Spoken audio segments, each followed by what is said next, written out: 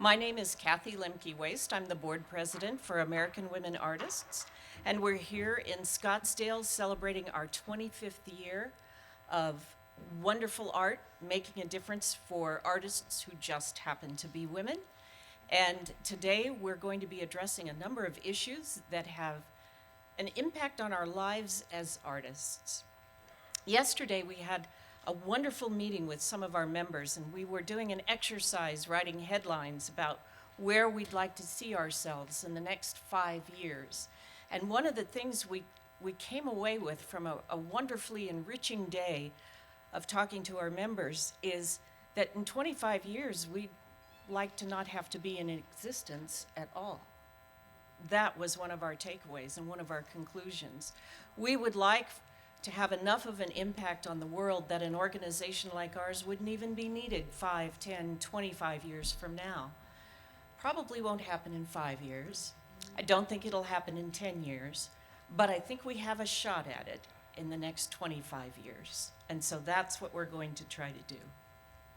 One of the biggest barriers to access for women in the art world is our representation in museums, not just in this country, but around the world.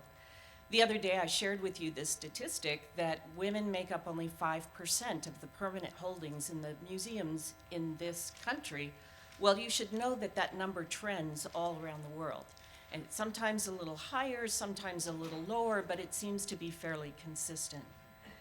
The good news is that when the curators and museum directors who feel bold enough to make a difference take a step, it can have an impact. For example, in 2009 at the Pompidou, they decided to reinstall their permanent collection into an exhibit featuring only the women in their permanent collection. The exhibit was up for 2 years, and during that time, their attendance went up 25%. Art News tells us now that today, museum directors who happen to be women make up 42.6% of the museum directors in America. That's up significantly. Now, it's true that they tend to be the directors of the smaller museums with the smaller budgets, but that's an inroad. That's an opportunity for us. And as a result of all the visioning exercises we did yesterday and the talking and the imagining and the charting of our future course, one of the things this organization decided to do, both with its members in the morning and with the board in the afternoon, is to focus like a laser on more museum shows and more museum representation for our members. So that's a wonderful turn of events, and I'm happy to share that with you. We have a terrific lineup of speakers today, and I want to introduce our opening keynote speaker, Donna Howell-Sickles, a longtime member of AWA.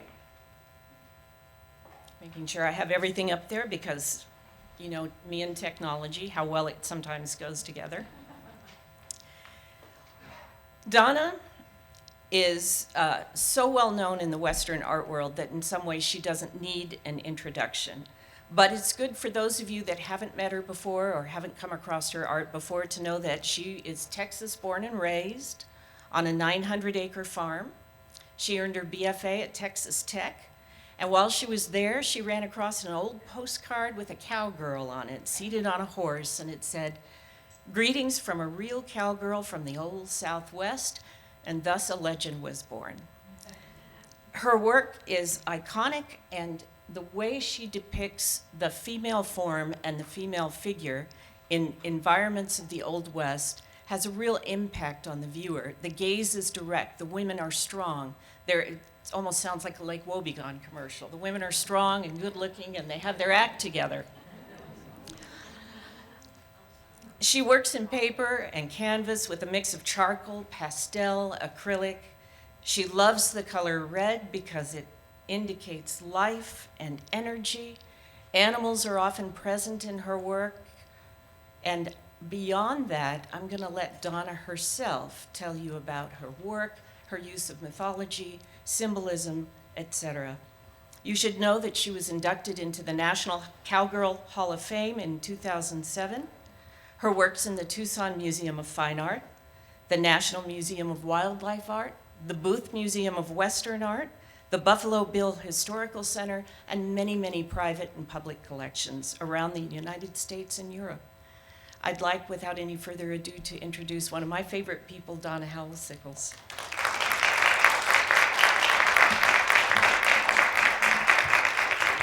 Welcome. Thanks for being here. Welcome. Thanks for being here.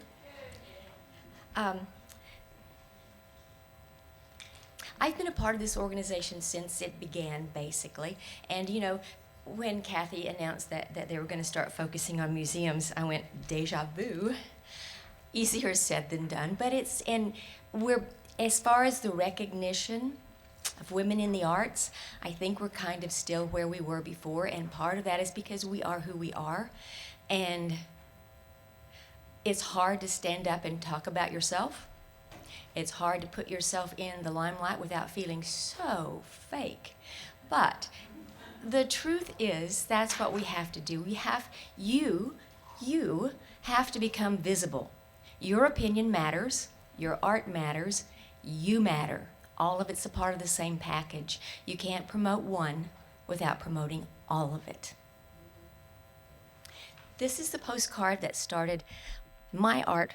Well, it didn't actually. I was in college in the late 60s, early 70s in Lubbock, Texas. And we weren't really on the cutting edge, but we were sure we could see it somewhere out there on that flat horizon.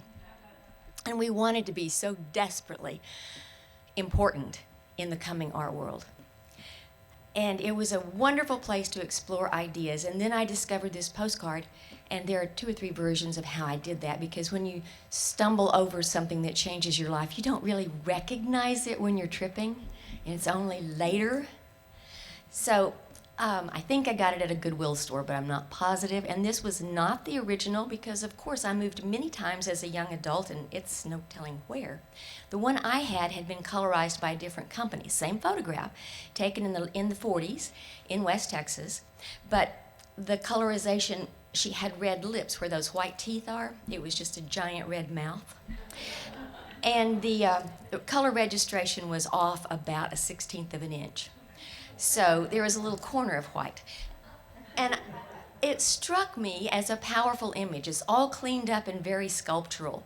And it was real and not real at the same time. I grew up on a ranching farming operation in Texas. We had horses and cows, and I had the right to claim a cowgirl. But I had never been that cowgirl. So when it calls itself the real cowgirl from the old Southwest, I'm like, huh. The flip side of that is I had envisioned myself as this red-lipped heroine. Every Sunday, I grew up in a very small rural community, and there were only 2 churches, and so half the kids I knew were in church with me every Sunday, and it was sort of like a roving mob every Sunday. We would go to different people's houses and spend all afternoon, and then they would bring us back to church at night and eagerly dump us off with our own parents.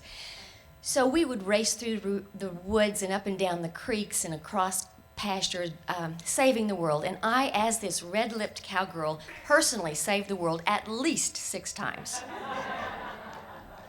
So for me, she was a real and an unreal image at the same time. So I decided to explore that. And going into Western figurative art in the late 60s, early 70s, in a college environment that so desperately wanted to be hip, I got moderate feedback. No, I got extreme feedback. Why would you want? Okay, it was like, as a woman in the Western art field, you do not have a chance of making a living with your artwork. Why would you want to marginalize your talent with a regional image? In my opinion, it wasn't a regional image. I saw this artwork as being about the strength of woman, not the strength of cowgirl. It just happens that there aren't that many costumed heroines out there. Little boys can be a range of heroes, and it's even bigger now with all the superheroes. And as a little girl, there aren't very many images you can pop to mind as a heroine. Maybe you can get an aviator from the 1920s, or you can get a big game hunter from the 1920s, or you can get a cowgirl from the 1920s. You can get a woman in a white power suit and giant shoulder pads from the 1980s, and that's about it. So that part fascinates me too. And then I was kind of researching the cowgirl image and finding all these old photographs, and I should start the show. So this was one of the very first paintings inside my Cowgirl series that I thought of as successful. And this was before I had met any of the real cowgirls who helped form this collective image that we have. So to me, it was outside of time, it was very static, monumental, and not an individual, it was a collective. So this was, and I was coming from that background of very contemporary, non-objective art. And I didn't want to give your eye a starting place. So putting a face and eyeballs on there was the last thing I wanted to do. I didn't want to say, start here. I wanted to say, wow, look at that image. So then when I started finding photographs of these cowgirls, it was so much more fun and so wildly diverse. So much more than I had imagined. These are women from all over the country, and well, actually all over the world, that were attracted to the Wild West shows and the rodeos in the late 1800s and the early 1900s. Some of them were Western women, some of them were from San Diego or New Jersey. So they just found this way to be a showman and to live a life that was quite a contrast to what was normal. If you can imagine, there are women like this who made their own Western clothing and rode on the trains with their own horses all the way across the country and the globe on steamships and trains. And when they pulled into town and they were a part of the show, sometimes 80% of the press would be about these women on horseback. It was because it was sensational and shocking and a little bit sexy. And this was a crowd full of women in corsets and lace gloves, viewing a woman in split skirts riding astride a horse. I mean, that is just so different. And that was another part of the image that totally appealed to me. And here's the one that really got me. These were the first women athletes who supported themselves with their sport, so to speak. Do you know any of their names? No one does. Now that the National Cowgirl Hall of Fame is there, that helps because they're keeping and telling those stories. And that goes back to my other point. These were the women. They did not stand in the spotlight and tell their own story. They were lucky and blessed to be able to get to do what they loved doing. They created a life for themselves that was incredibly multi-layered, textural, and rich. But they didn't tell that story. There are memoirs and there are diaries. But there's not a visual story out there of how much fun they had doing what they did and how hard it was. This was a deliberate and difficult choice. This is Ruth Roach, and these women were tiny, like she was just almost 5 foot tall. And because I learned about all of these ladies through postcards at the beginning, I did an early series of my work was called Postcard Cowgirls. And so it was a bunch of overlapping imagery.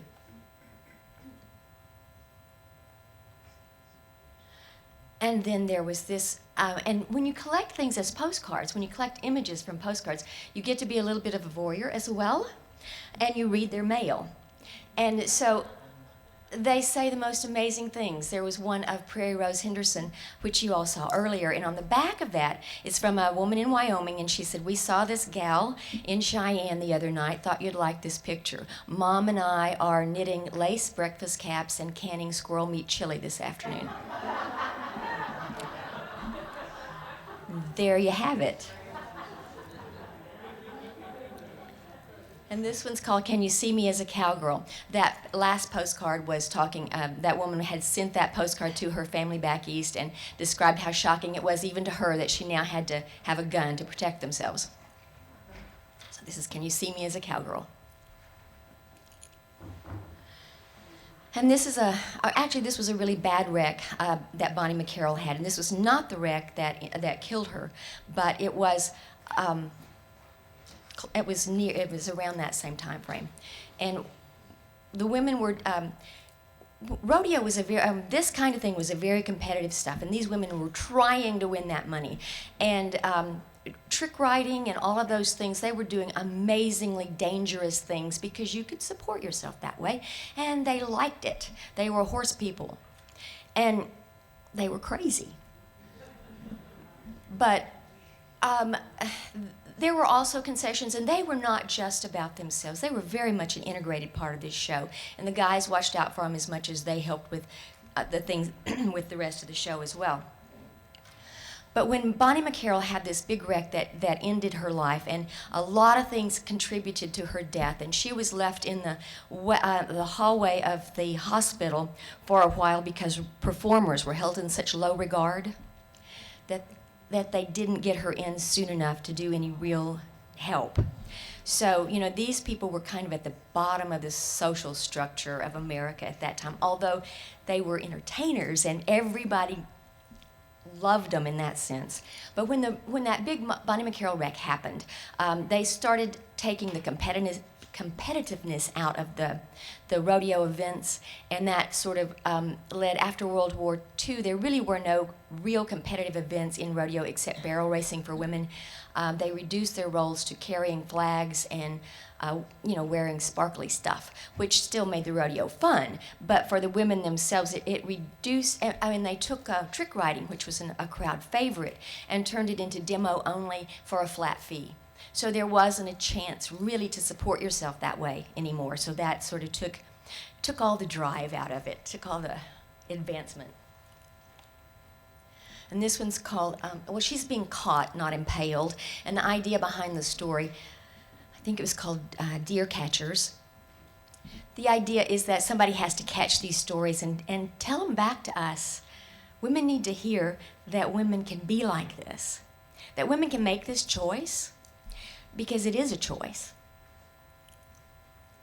And this is kind of what the cowgirl that we knew from our youth. And you know, I bet there's not a 50-plus-year-old in here that didn't have a fringed cowgirl skirt. And this is that cowgirl. And so there were a bunch of pieces that I did called Another Real Cowgirl, or EEL, loosely based on those women in early TV and film.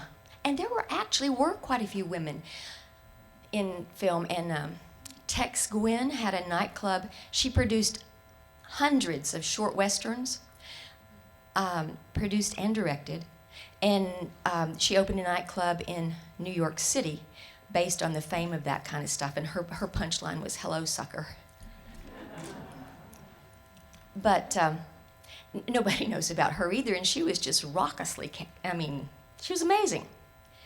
And I heard a thing on NPR yesterday. This was, 100 years later? And it was the woman who has directed that action movie about the men that were trapped in the Chilean coal mine. And she was talking to, I forget, Terry Gross or someone, and she said, "Have you always been interested in, directing?" And she said, "Well, no. I knew I wanted to be in the film industry, but growing up in Mexico, I didn't know a woman could direct. It simply never occurred to me. I had not seen any women directors, so I got into the film business the way I could, and one day it just occurred to me like a bolt of lightning. I could direct that." So that's another reason artists have to be a bit more visible. If it requires putting on a costume, boots and a hat, whatever it takes, to go stand in the limelight, you all really need to attempt to go stand in the limelight. You don't know how many young women are out there going, "I wish I could do something creative, but I don't know where, who, or how." So that's part of what we have to do. It's no longer an option. Being anonymous has not worked to this point in time.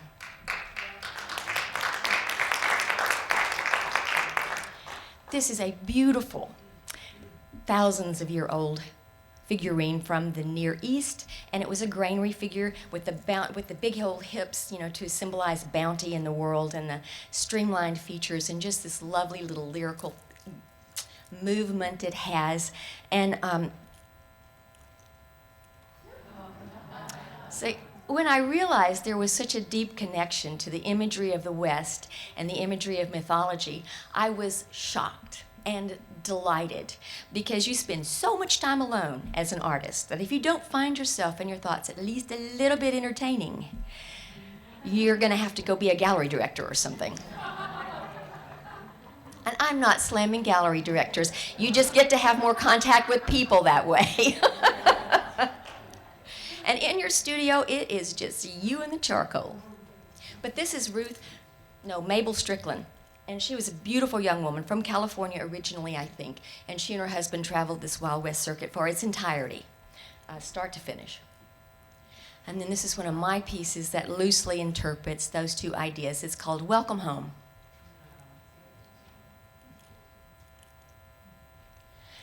And then there's this beautiful little figurine from the Pacific Rim, and in those cultures, if you're of the right religion, then and a guy, part of your life has to be spent seeking inspiration. And in the sort of as a monk, where you're going from place to place and you have no possessions. Anyway, seeking inspiration is the phrase that got me. So, I think that we are all seeking inspiration, so it's time for us to climb up on the back of that white ox and go for it. And the cowgirl jumped over the moon, and all of the stars are behind her, so my idea was that, wherever you go, you take all of those little bits of inspiration and illumination with you, and you leap into a void almost every time you do a piece of artwork, which is very exciting. This is Indian, and that row of figures across the bottom is just mind-blowing. This is thousands of years old, people. And there's one woman in that line, and symbolically, she is the mind uniting the five senses, who are the warriors that go out from your body and encounter the world. Taste, touch, smell, hearing. I love the idea that the mind is a woman in this carving. And I had this photo in my collection. And so I did a piece called Allegorically Speaking, Kip, Dutch, Pete, Slats, and Shorty. And I used the name of my daddy's best friends when he was a kid growing up in North Texas. Lovely little limestone Celtic piece, Germanic. And I know that those are starched linen headdresses, and I know the symbology behind that, but just, being who I am, all I could see were cowboy hats. So I did this piece. And one of my good friends at the time walked into the studio mopping her forehead and goes, "Please tell me that's not about menopause." I was like, well, not until today. This is these are the scribes, and y'all are going to get tired of hearing me say that, but somebody's got to write this stuff down. Somebody's got to tell it in an engaging, non-threatening manner. You've got to make what you have to say palatable. That's the whole point of sharing an image about something that I think my images are important. I think they're about the strength of women. And I'm amending our visual Western history every day. Don't tell anybody. That one's about water and life, and I used a lot of Zuni influence in that one. This is called Songs for the Pie Cutter. Back when I was, my career was kind of exploding, and it was so very exciting, and I had a 5-6-year-old daughter. My life was so incredibly busy, and that was in the late 80s. And that was when the world was telling us that we could have it all. We could have a perfect family and a great husband and time together and a full career. Mostly we were just tired. And I knew, and I did this myself, I knew people that had chosen just to be a mom. And in that time frame, that was a courageous choice. Because at a cocktail party you would say, well, I'm a stay-at-home mom, and they instantly turned away and talked with someone more interesting. I did it to people, so I know other people did it too. So when I was doing this piece, I realized what a strong choice that was. And it needed to be supported, It was not a choice I could have made. Staying at home with my child was making me nuts. But I thought when I did this piece, she has a knife in one hand, and that's for sharing. Like I said earlier, you've got to cut information into little tiny bites. You can put a pie out at a party and not cut it. More than likely, it will be right there at the end of the party. You put it out and cut it in little tiny pieces, it'll be gone in half an hour. Same thing with information. And then red and white on marine flags, I believe, is neutral, a meeting ground of some kind. So I have that. She's holding that neutral meeting ground, and the bluebirds over on the other side of the drawing. You know, the songs of the bluebirds, she deserves them. And there's a circle of life up in that corner. A little bit of a bridle that I use is just the, how one thing leads to another. The world is not sequential. It's really more like this. And I went to an opening in Aspen, Colorado in the early 90s, and I met a guy my age, and the street light outside his farm in Oklahoma was the only light I could see from my bedroom window in Texas, from our hilltop ranch in Texas. So I thought, wow, you just never know. Hold your head up all the time. This one was called 5 Levels of Satisfaction. Sometimes humor is a huge, important part of who we are. This was keeping the balance, and again, I use that red horse in a lot of my work. Is life has an active, dynamic, totally uncontrollable aspect that we all think that we control. So I use that red horse as that vital aspect of life in my pieces.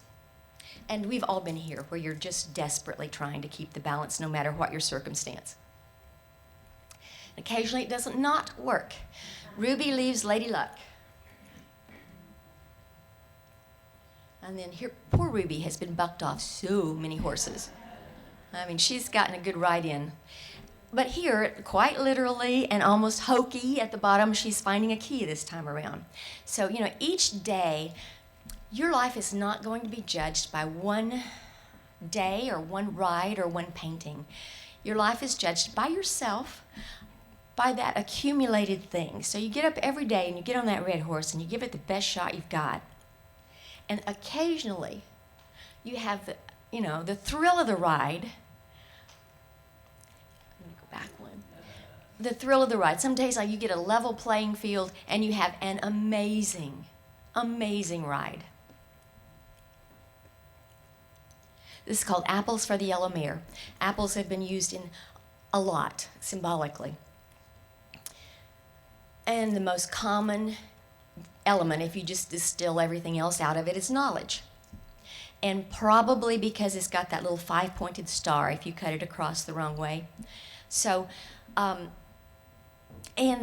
were easy to sustain. You could carry those seeds with you and replant an orchard wherever you went, even if your name wasn't Johnny.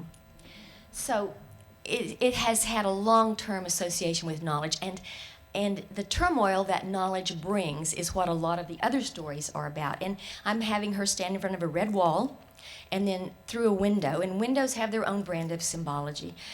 That they delineate one state from another, from where you are to where you might want to be, or, it's almost endless. You can just kind of make up your own stories, but I love the idea of separating one concept of reality from perhaps your future concept of reality.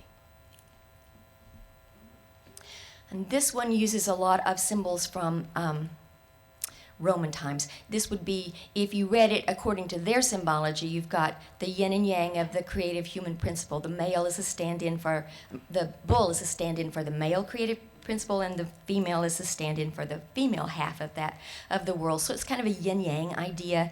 And then with the grain floating around all over the place, then you've got bounty. So this would be a creation deity, a fertility, grain kind of a thing, if you read it like that. That was just boot school. Cowboy boots are a wonderful canvas for personal talismans, and you'll see people put their initials and their brands and their Teton Mountains in the background and a grizzly bear on the toe and the heel. Whether they know it or not, they're using them as things to enhance their life and their enjoyment. Every time you pull them on, you think about the strengths of those images, and it gives your step a smile. Okay. Biting the boot that walks you. A woman's job is thankless. And this one, there are Navajo stories about the creation where Yahweh finally sent a female tortoise down to find mud to create dry land. And when she brings it up and he does his thing, as a reward, he rests the world on her back. So it's the weight on her back that makes her slow. And for me, that was an allegory for when my husband and I were without child. You could have a great idea, and you could be on the airplane in 2 hours. This was before everything else happened.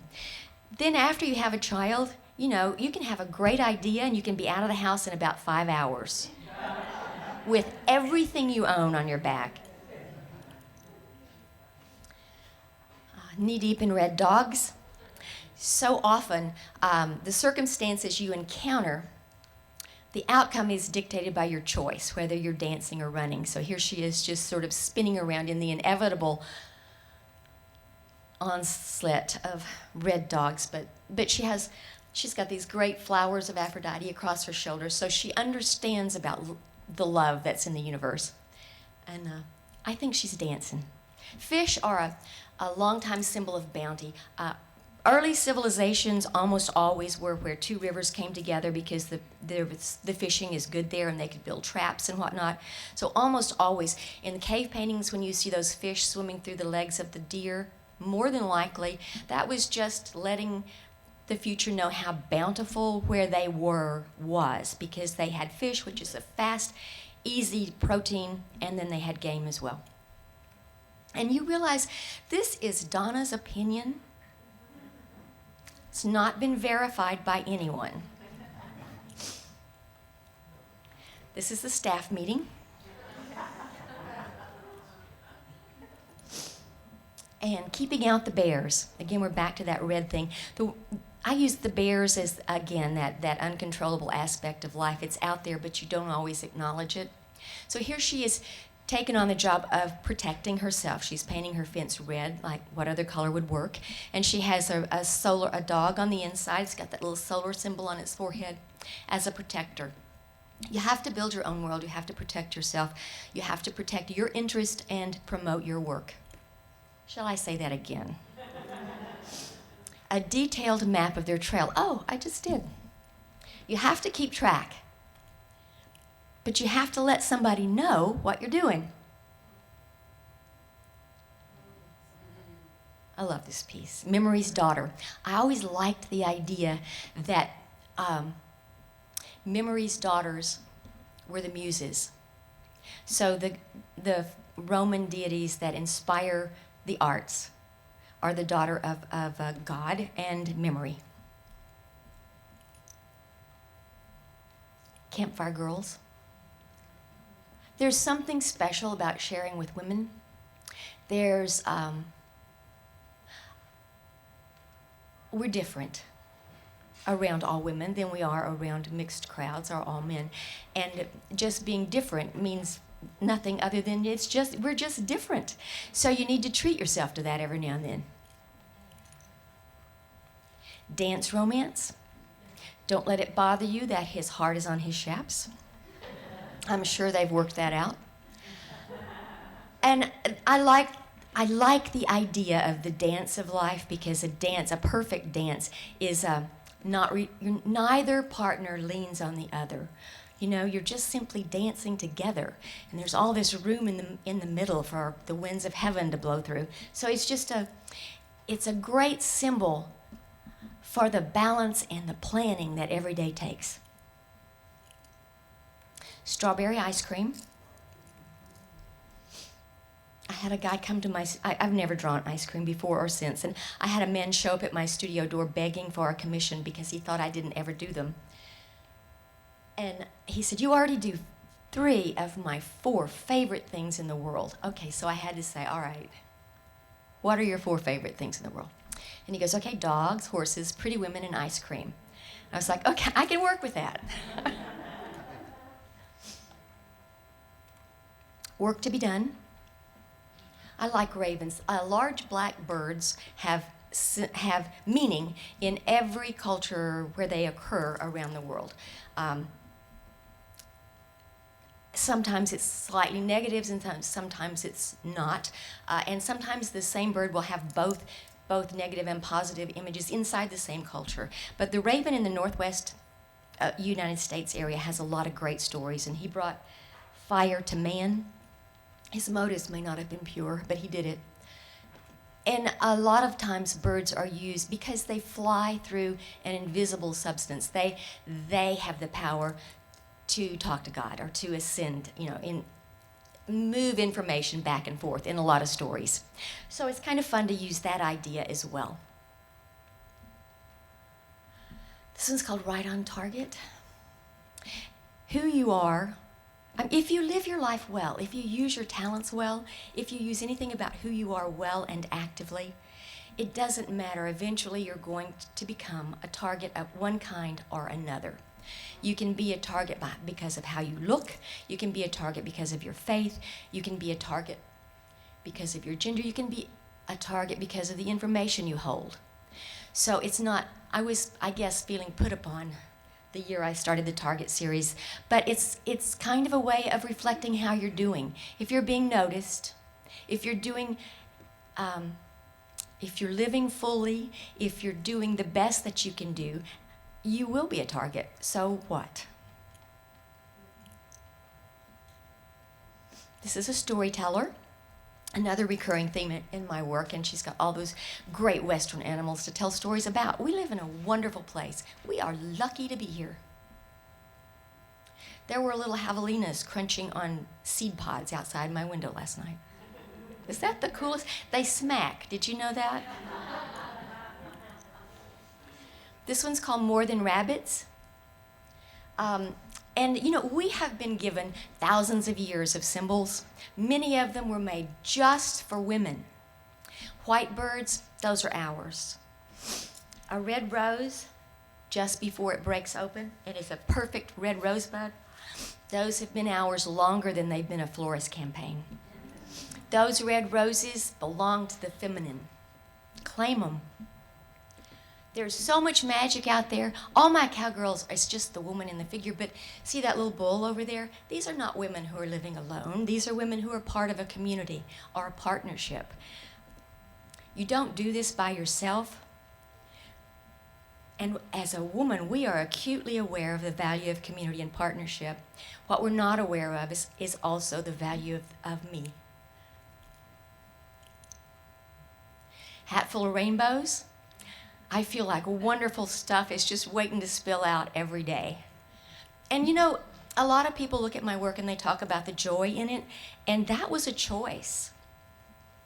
Back in the 90s, I was in New York, and I used to go all the time just to see work I hadn't seen before. And I was struck by that particular trick about the angst and the sorrow that I saw depicted in so many of the figurative works. And I was thinking about that and about my own work in particular, and I realized that my joys, the things that make me happy, are as important to defining who I am as the things that make me heartbroken. And joy is one of those things that you don't really celebrate or miss until you don't have it. So I think, and there's not a lot of serious work done about being happy. And so a lot of times people think that my work is very lighthearted, almost trivial, because of the joy and the femininity of the whole thing. To me, I'm okay if they think it's trivial. I'm thrilled that it makes them smile and think about their daughters, and it does. I'm thrilled that I get to put this image out there that celebrates who we are and how strong we are when we laugh together. That, I can't believe I am lucky enough to get to do that every day. But it's a leap of faith every day. Linda, have you figured out that image yet? It's every day you get up and you look at the blank canvas, and it is indeed a leap of faith. What is my mind going to do once I get started this time? And Nurturing is a part of what we are. It's a part of what AWA's mission is. Who you are as an artist and how you promote yourself and make yourself visible, quite truly, is the future of some other woman that you might be, unbeknownst to you, mentoring. So stand up straight, do your best work, and be glad you're in this position. You guys are all successful artists. Congratulations.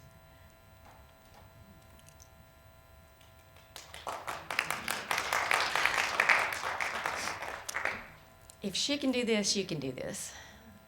That's loosely a story of a lot of the early ropers. Lucille Mulhill was an Oklahoma girl. In fact, she was the first one that Teddy Roosevelt called a cowgirl. Prior to that point, they were cowboy girls. I'm really kind of glad that change happened. And this is kind of my, I don't know how any of you can live life well without a pair of red cowboy boots, honestly. You need protective footwear. You never know where you're going to need to insert that foot.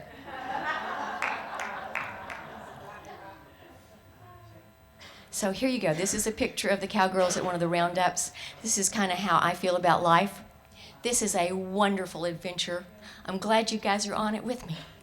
Thanks.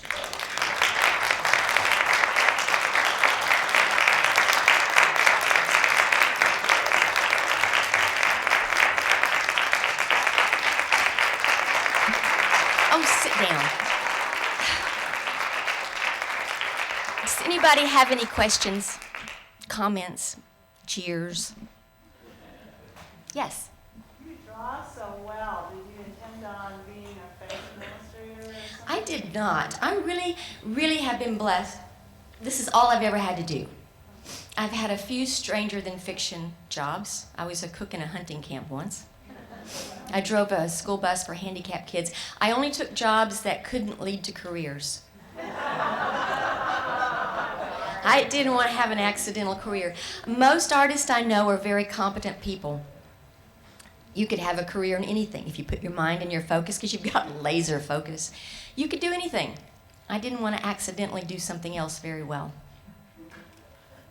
So, as my mother predicted, I sought poverty. But I got over it. Yes? Do you use models or do you just draw all this from your head?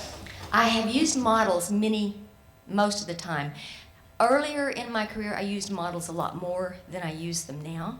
I still draw from models, but if I admit it, it's less than once a month now. I've got 40 years of photographs that I can go back to, but I've also got 40 years of drawing experience. So I can pretty much just make her up and twist her around and do anything I want. The only bad thing about that is you draw what you're familiar with, so they all come out looking like you or your cousin. Which is not a horrible thing, but it's not the intent either. Yes? I saw one gentleman in your paintings that you just showed. Are there any more gentlemen in your Yes. paintings? I do about one a year now. And it's just to prove I can. Well, no, actually, that was a decision. And I knew that doing only women would have repercussions. But the male story inside the American West is extremely well documented. And when I started doing this Western work, and I looked at Western art as a whole, there were no women who looked like they were having fun and enjoying where they were, and that they had any bit of backbone at all. They were all the victim of circumstance. And, my little 5'0" mother could plow all night long back when tractors weren't equipped with navigation systems and cabs and air conditioners. So and I grew up in a community full of farm women who could do just about anything from, they could single-handedly cook for 30 people, and it was not that big a deal. I didn't see any of those happy women who laughed in the kitchen in anybody's work. So that's where I started. And when I first started, there weren't any galleries that were willing. I was either too contemporary or too Western for almost everybody. I fixed that too, by the way. So now there are a lot of places that encompass way more personal vision, way more diversity of personal vision. But back then it was difficult to get in. And there was even a bias among female gallery owners about letting strong women in, or women's imagery in. That still may be true. Yes? So on that note, who gave you your first real shot, your first real prints? I showed with a gallery in Dallas called Nimbus. That would have been my first real gallery. They were wonderful guys. And then a Neeland Gallery, which is still in existence in Sun Valley, and Morgan Gallery in Santa Fe. Those were the first three, and that's kind of where it all started. A long time ago. Yes, any more? Anything else? So I've answered every question that everybody has. Really? I knew I was good. Yes? Well, I don't have a question, but I'm a third generation Arizonan, and I grew up watching my mother and my aunts, and, you know, like you demonstrated earlier, doing all this hard work, and then the men would all get on horseback and go out hunting every time. And the women would just be stuck back with you with children, and, you know, so I love the message that your paintings have given. Thank you. Yes. Yeah, farm women work hard 24/7. Yes. And then the men would all come home with everything dirty, and they're hungry, and then, yeah. And they played that role too. I mean, Mother's the most gracious host you've ever seen. And she was amazing.